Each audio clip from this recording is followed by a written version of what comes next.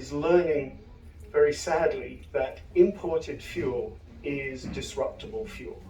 So this brings us to a whole issue of what renewable energy transition is about in this decade that we're in. It used to be, just 5 years ago, renewable energy was about replacing fossil fuel generation with solar and wind. Simple. Now we know it's not simple. It's an infrastructure problem. The whole deployment of renewable energy is a complete rethinking of the power transmission environment.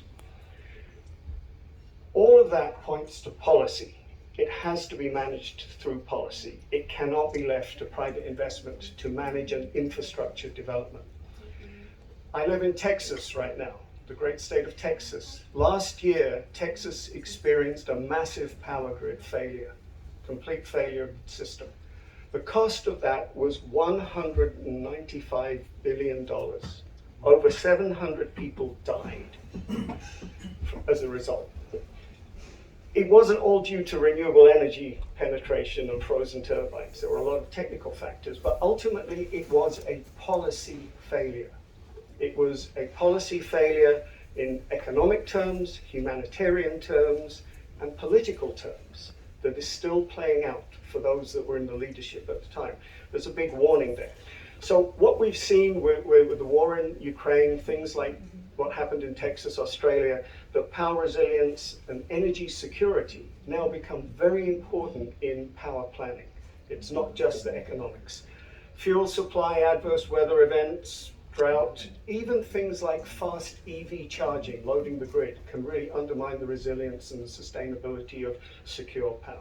Now, interestingly, some of the things that provide robustness into energy supply also enable low-cost renewable energy penetration on a much larger scale. We're fortunate those two things overlap.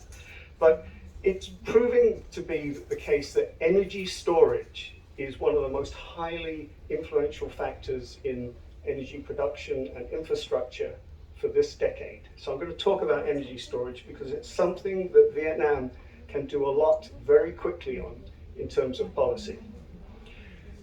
Here in California, another great state, there were over 220 solar projects permitted in 2021. 95% of those were solar plus energy storage. 5 years ago, it was a negligible amount. Now it's over 95%. Over nearly 50% of the wind projects permitted in California last year are with storage as well. So it's a really big change, and it's happening very fast in terms of how infrastructure is developed. So let me talk real quick about energy storage. There's lots of kinds. There's pumped hydro, there's battery, there's compressed air, there's thermal, there's flywheel, lots more. So they each have different applications and economics. They have different commercial readiness levels, and that's really important if you're looking for near-term deployment. The two most prolific are pumped hydro and battery energy storage. They're different and they're complementary. So I'm going to talk specifically about battery energy storage here. Why? It's an area where proactive policy can rapidly transform Vietnam's energy environment and outlook. So battery energy storage also has many different flavors. The batteries come in lithium ion, the most prolific right now, but there's redox flow, there's liquid metal, there's even supercapacitors, and all of those have different flavors. They each have different commercial readiness, operational characteristics, and ultimately they all have different economic roles. They're going to shift through the course of this decade. What is the dominant and the most useful technology is going to be different from what it is now. If you look at the lithium supply chain, it is bottlenecked, it's backlogged. Lithium prices are up 440% year on year. So let's talk about deployment. One of the interesting things about battery energy storage is it can be deployed into an existing grid. It doesn't have a significant land use issue, and it can be deployed at many places inside the grid. It could be at the generation site, on the grid, at the end users, in front of the meter, behind the meter, lots of places like that. Something that's been proven recently, and it was work here at Berkeley, I should say there at Berkeley, wherever Lawrence Berkeley Lab is up the hill, is that you can deploy the storage throughout the grid in different places, but you get better results if you control it centrally. Centralized control from the grid. So a nationwide energy management system is really important. If you put a nationwide energy management system in place, you can put a nationwide carbon accounting system in place. That allows you, through high trust, blockchain-based carbon accounting, you can manage your carbon production, you can incentivize industrial parks that are doing well, you can disincentivize those that aren't, and you can provide your national statistics as well. The two go hand in hand. Let me go real quickly, I know my buzzer's just gone. The amount of energy storage to put in is a really good question. Every year it's increasing. Why? Because we're learning as a world that energy storage changes the economics and resilience of renewable energy deployment. Put a number to it. Right now, the ratio is for solar, you want at least 1.2 times your gigawatt of production of generation capacity in terms of gigawatt hours. About that ratio and up. If you look at the US, right now, there's about 1,100 gigawatts of power in the pipeline and about 1,300 gigawatt hours of battery energy storage across all energy production types. If you go to something like the Australia-Asia Power Link, coming out of Darwin area in Australia, connecting up to Asia, they have a ratio of 2, a much higher ratio of battery energy storage. And that's going to increase as battery prices go down through the decade.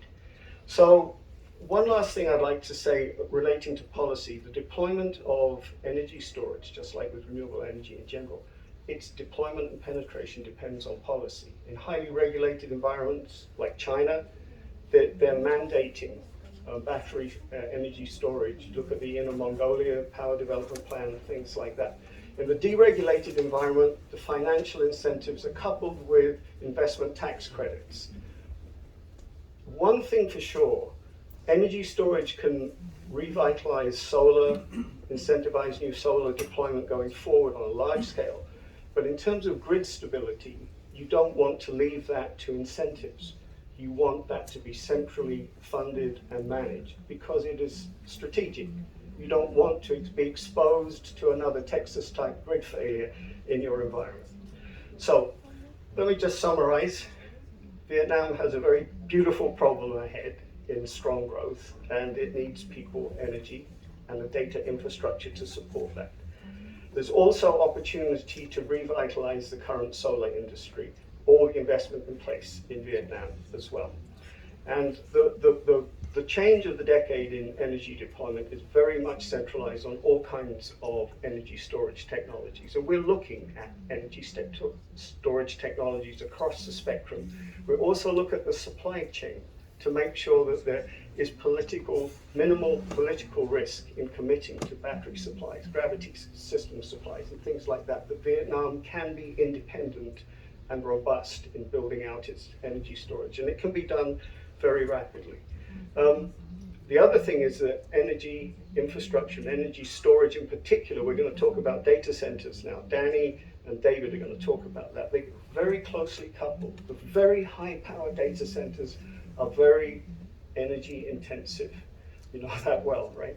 So energy storage plays such an important part in having a net zero or low impact data center itself, which is an example if you want to bring in the big players and the big customers globally. Danny will talk about that.